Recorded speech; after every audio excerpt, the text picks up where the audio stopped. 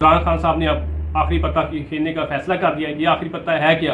हम तो समझ रहे थे ये भूख हड़ताल करेंगे, लेकिन इन्होंने कौन सा आखिरी पत्ता खेलने जा रहे हैं, ये भी आज के व्लॉग में बताया जाएगा। और ज्वाइंट सेशन का इनकाद होने जा रहा है, यानी कि पार्लियामेंट और कौमी असम्बली का ये क्यों इजलास होने जा रहा है, ये भी आज के व्लॉग में बताया जाएगा। चैंपियन ट्रॉफी के हवाले से बात करते हैं। चैंपियन ट्रॉफी के इंडिया और पाकिस्तान इंडिया के जितने मैचेज हैं हाइब्रिड मॉडल पर करवाने का फैसला, ये क्या क्या है, इसमें इंस्ट्रक्शन हुई हैं, ये भी आज के व्लॉग में बताया जाएगा। और इमरान खान साहब ने शेख रशीद को जप्पी और पप्पी दे दी है, ये इसका क्या असर पड़ेगा शेख रशीद पर, यह भी आज के व्लॉग पे बताया जाएगा। व्लॉग की डिटेल जानने के लिए मेरे चैनल को सब्सक्राइब करें ताकि आपके पास इंटरेस्टिंग और हालात हाजरा की तमाम वीडियोस आपके पास आती रहें। अब चलते हैं व्लॉग की डिटेल में। अब सबसे पहले बात करते हैं 84वें फार्मेशन कमांडर का इजलास हुआ है, जिसमें आर्मी चीफ और दूसरे अफसरान ने शिरकत की है। एक होता है फार्मेशन कमांडर, एक और कमांडर का इजलास होता है। ये दोनों दो दिन के लिए इजलास बुलाए जाते हैं। इस इजलास में क्या क्या बातें हुई? इजलास में बताया गया डिजिटल दहशतगर्दी के हवाले से बातें हुई हैं, यानी कि आप समझ लें 9 मई और 24 नवंबर को लेके इसमें काफ़ी ज़्यादा सख्त फैसले किए जाने की तवक्को की जा रही थी लोग, लेकिन इन्होंने सख्त फैसले करने की पूरी ठान ली है। यानी कि समझ लें कि अब जो पाकिस्तान के साथ खिलवाड़ करने की कोशिश करेगा उनको आहनी हाथों से निपटेंगे ये सिक्योरिटी इदारे और गवर्नमेंट दोनों मिलके। इसी का शाखसाना एक आप देख सकते हैं ज्वाइंट सेशन का, जो पार्लियामेंट और कौमी असम्बली का इजलास होने जा रहा है। ये स्पीकर एक्ट के थ्रू ये कि इसमें तरामीम करेंगे। आपको बताया भी था स्पीकर एक्ट के, जिसमें जो फेक न्यूज़ फैलाएगा उसको 5 साल की कैद या 10 लाख का जुर्माना या बैक वक्त दोनों सजाएं हो सकती हैं। अब जो डिजिटल दहशतगर्दी आपने देखा 9 मई और 24 नवंबर के हवाले से, आप देखें कि जो यूट्यूबर्स हैं सोशल मीडिया पे इन्होंने नेगेटिव रोल प्ले करने में कोई कसर नहीं छोड़ी। आपको पता है एक इंसानी अलमिया वो दिन में तकरीबन 188 मरतबा मोबाइल को टच करता है, यानी कि सोशल मीडिया को समझने, तस्वीरों को, किसको भी, यानी कि 188 मरतबा उसने मोबाइल को टच करना ही करना है। इंसानी साइकी है। आप देखें अब इनका बयानिया आपको पता है बिकता भी है, झूठ जितना झूठ बोलते इतना इनका बयानिया बिकता है। अब ये कोई भी इंसान हो एक खबर को यानी कि किसी चीज़ को टच करता है, वो बार बार हर दूसरे तरीके से या दूसरे यूट्यूबर के जरिए या पोस्ट के जरिए वही खबर इंसानी दिमाग पे इतना असर करती है, वो बाद में लोग उसको सच मानना शुरू कर देते हैं। यानी कि समझने कि इन्होंने डिजिटल दहशतगर्दी के हवाले से कोई कसर नहीं छोड़ी। अब ये देखें AI के थ्रू उन्होंने क्या किया, जो फ़लस्तीन में लाशें बेचारी हुई शहीद हुए हैं उनको अपने साथ मंसूब किया, PTI के प्रोटेस्ट के साथ मंसूब किया गया इनके।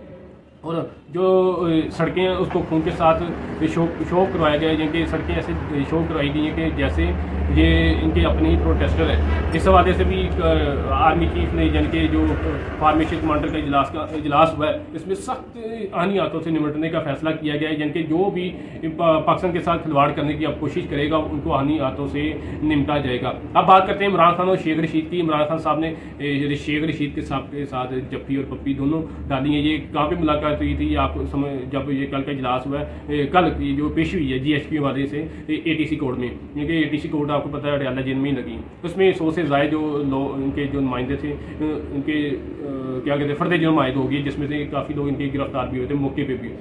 उस पर आपने देखा कि शेख रशीद ने आज मीडिया से गुफ्तगू करते हुए कि हाँ भाई इमरान खान साहब ने मुझे जप्फी और पप्पी दोनों डाली हैं, और इमरान खान साहब ने कहा कि हाँ हमारा रास्ता एक ही है, यानी कि एक ही रास्ते के हम मुजाहिद हैं, इस तरह कह सकते हैं। और बात करते हैं GHQ हमला केस में कौन कौन गिरफ्तार हुआ था।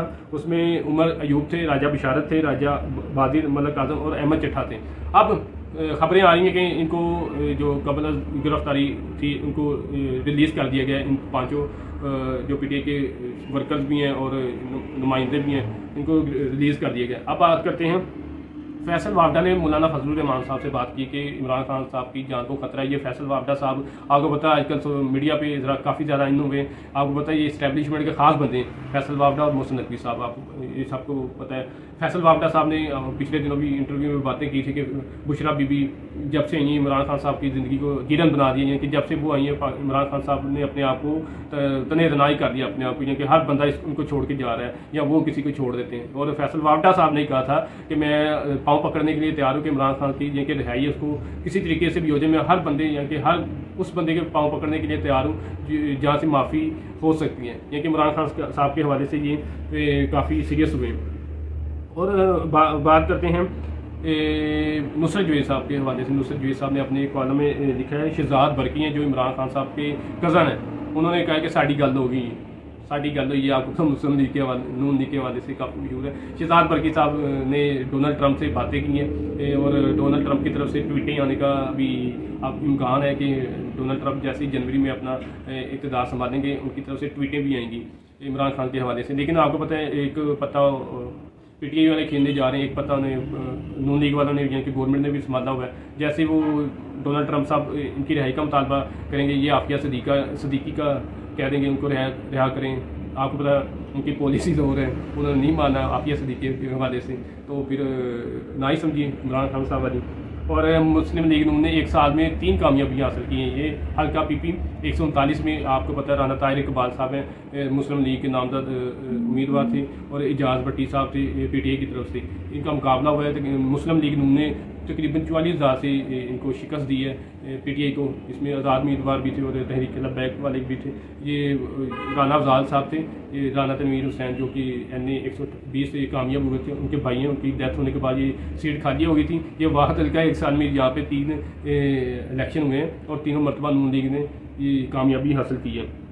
और चैम्पियन ट्रॉफी के हवाले से बात करते हैं। चैम्पियन ट्रॉफी में आईसीसी की तरफ से अभी बाकायदा ऐलान नहीं हुआ, लेकिन ये खबरें आ रही हैं हाइब्रिड मॉडल का इत्तेफाक हो गया, यानी कि इंडिया के जितने भी मैचेस होंगे वो हाइब्रिड यानी वेन्यू पे होंगे, और श्रीलंका, दुबई, शारजाह या साउथ अफ्रीका कहीं भी हो सकते हैं, लेकिन पाकिस्तान में नहीं होंगे इंडिया के जितने भी मैचेस। इसी तरह पाकिस्तान भी इंडिया में जाके 3 साल तक ये मुआदा हुआ है। पाकिस्तान भी इंडिया में कोई भी लीग होगी या समझने की कोई भी टूर्नामेंट होगा, पाकिस्तान भी इंडिया में जाकर नहीं खेलेगा। इस जो आपको पता था एक हाइब्रिड मॉडल आ रहा था, एक अदर नेम का मॉडल आ रहा था, ये अदर नेम का मॉडल आपको पता है यहाँ पे इत्तेफाक हो गया।